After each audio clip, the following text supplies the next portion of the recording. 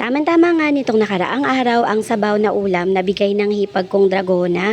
Maaga nga niya nang binigay yan kaya ininit ko nang magtatanghalian na kami ng anak kong bunso. Dahil nga isang beses lang kumain ang aking panganay. Paano nga ba naman kasi ay palaging sasabihin na siya ay busog?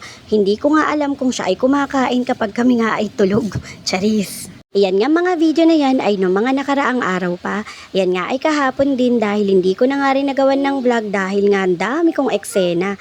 Pagkatapos nga rin dyan ng meeting ng kapatid ko para dun sa pangalawang anak niya ay dumiretso na nga din kami kila Tiyang Ina. Ay naku talaga naman, pwede nga tumakbong mayora dahil nga sa daming kakilala. At talaga nga naman kahit kanino ay bobo ka. Natatawa nga ako dyan habang tinitingnan paglalakad ang kapatid ko dahil ganyan nga rin akong maglakad o mas masahol pa dahil nga rin siguro sa balikong paa kaya talagang bingaw na ang paglalakad ko o yung paling ba.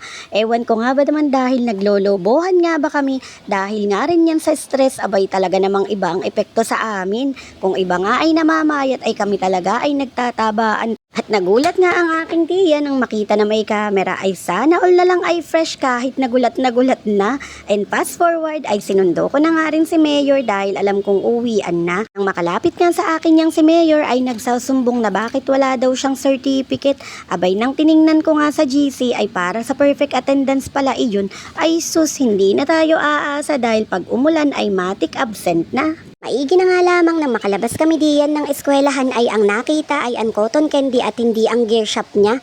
E di nakamura kahit papaano dahil nga nakain naman iyan at hindi laruan na pagkatapos ay matatambak na.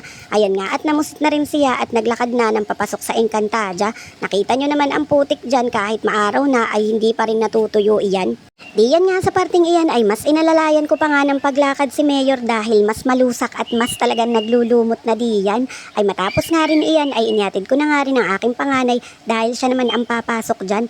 And fast forward bago kami matulog ng tanghali ay naligo nga at nainitan yan. Yun nga lang ang ma-share ko na aming mga ganap sa buhay at salamat sa panonood. Bye bye!